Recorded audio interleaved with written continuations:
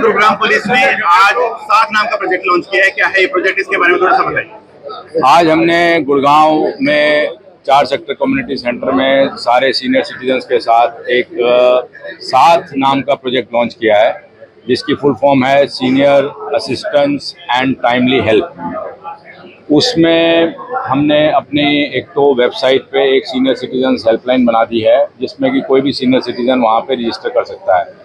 70 साल से ऊपर का कोई भी सीनियर सिटीजन गुड़गांव में होगा तो उसको हमने देखा है कि उसके जीवन में खालीपन रहता है और कुछ ना कुछ जो है उसको जीवन में एक साथी चाहिए होता है। तो हमने पुलिस में हमारा एक बीट ऑफिसर जो भी 70 ईयर्स के ऊपर का सीनियर सिटीजन होगा, जो हमारे पास रजिस्टर करता है या वेबसाइट पे, या हमने एक लैंडलाइन नंबर भी दिया है जो है 0124 222 1559।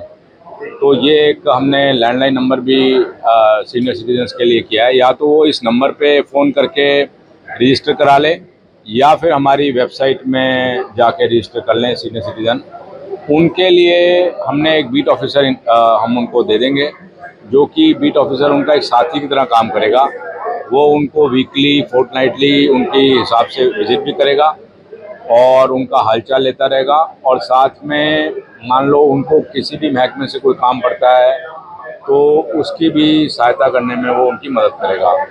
दूसरा, मान लो उन्होंने कोई सर्वेंट रख रखे हैं, ड्राइवर रख रखे हैं, कोई और रख रखे हैं, तो उनका नाम वगैरह सब नोट करके वो उनका पुलिस वेरिफिकेशन करवा के और वो उनको सीनियर सिटीजन को दे देगा।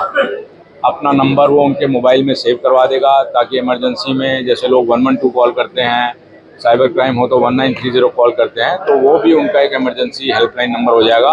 वो जब भी उस बीट ऑफिसर को कॉल करेंगे वो इमीडिएटली सारी की सारी हेल्प उनको अरेंज कर देगा। सर, आमतौर पर देखा जाता है कि जो सीनियर सिटीजन है इनके साथ साइबर फ्रॉड बहुत ज़्यादा होता है, उसको लेकर भी आपने कुछ अवेयरनेस दिखाई है? आजकल सीनियर सिटीजन्स के साथ ही सबसे ज़्यादा साइबर फ्रॉड हो रहा है, क्योंकि एक तो वो साइबर अवेयर कम है।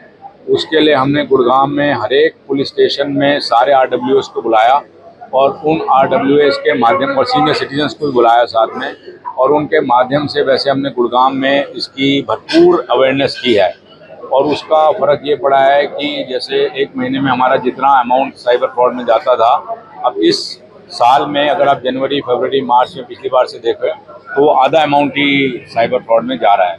तो उस अवेयरनेस का बहुत फ़र्क पड़ता है, क्योंकि ये बहुत सारे कॉल सेंटर जो हैं विदेश में, साउथ ईस्ट एशियन नेशन में बैठ के चलाए जा रहे हैं और बड़े सिस्टमेटिक वे से चलाए जा रहे हैं, और सारा पैसा भी लगभग क्रिप्टो करेंसी के माध्यम से विदेश में जा रहा है।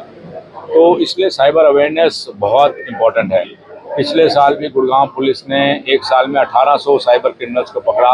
डेली लगभग हम 7 साइबर क्रिमिनल पकड़ते हैं, लेकिन अब नेटवर्क इतना बड़ा है और विदेशों से चल रहा है तो वो भी पूरा नहीं है।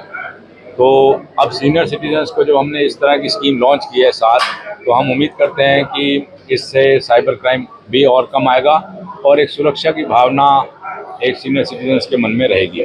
सर, ये प्रोजेक्ट लॉन्च किया है, इसमें रजिस्ट्रेशन के कितनी देर बाद सुविधाएं मिलनी शुरू हो जाएंगी? भाई, रजिस्ट्रेशन के समझ लो अगले दिन से ही हम ये सुविधाएं उनको दे देंगे। अगले दिन ही हमारा जो है बीट ऑफिसर उनके पास पहुंच जाएगा। सर, लगातार हम सीनियर सिटीजन के लिए पहले भी प्रोजेक्ट चले हैं और उनमें उनको सुविधाएं देने की बात की गई थी, लेकिन ये हुआ वो प्रोजेक्ट धीरे धीरे जो है एक लेवल पे आके फिर वही स्लो मोशन में आ गए हैं। आज देखो ऐसा है ना, अब हमने सिस्टमेटिक चेंज कर दिया है। हमने ऐसा नहीं है कि इसको कोई लॉन्च कर दिया है, हमने इसका प्रॉपर SOP डिज़ाइन करके और वो ऑर्डर के फॉर्म में निकाल दिया गया है। वो हमेशा जब तक ये रहेगी गुड़गांव, जब तक वो ऑर्डर मॉडिफाई नहीं होगा तब तक ये चलेगा। और इसलिए हमने वेबसाइट में भी मॉडिफाई कर दिया है। वो सारी चीज़ें वो ऑटोमेटिकली सिस्टम में जब इंटीग्रेट कर दी हैं तो अफसर अब कोई भी आए उससे फ़र्क नहीं पड़ेगा। सर, जब लगातार जैसे रोड पे चलते हैं तो इस टाइम पे सबसे ज़्यादा दिक्कत होती है पैदल चलने वालों को।